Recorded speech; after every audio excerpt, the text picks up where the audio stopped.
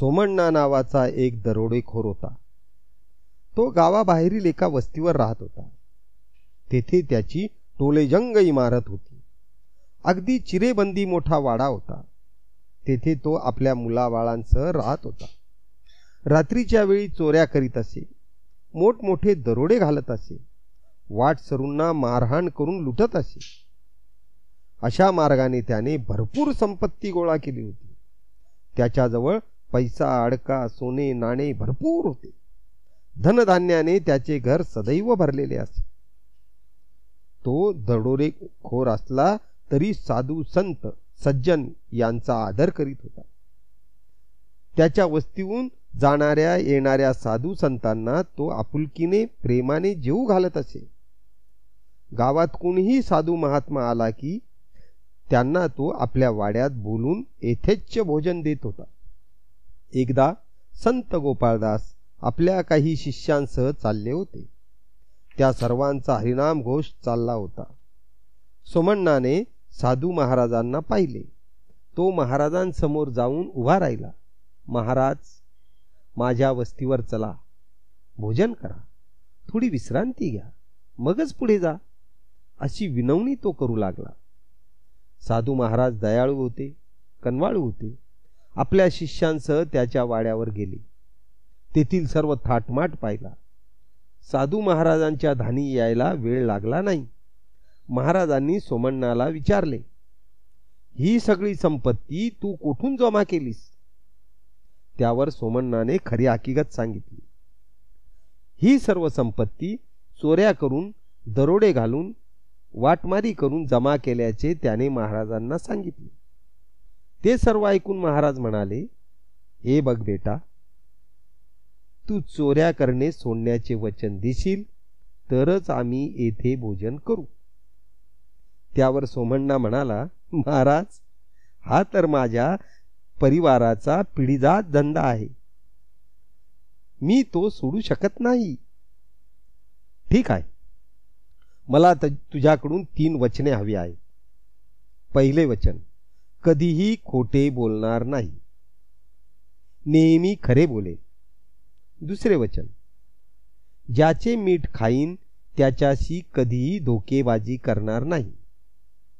आणि तिसरे वचन आहे, गरीब, दीन, दुबळे यांना कधीही त्रास देणार नाही.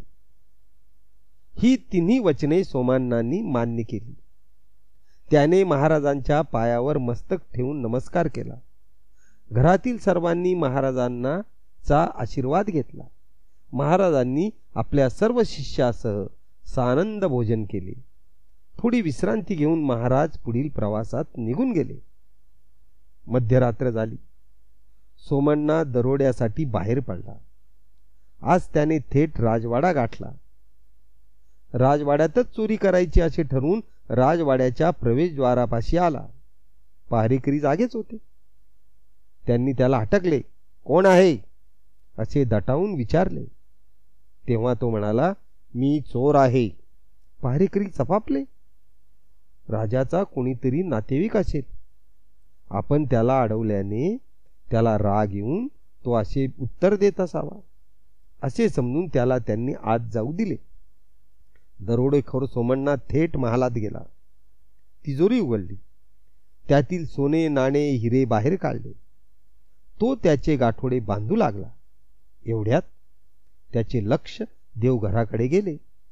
देवासमोर पंचपक्वान्ने होती. सोमण्णाच्या तोंडाला पाणी सुटले.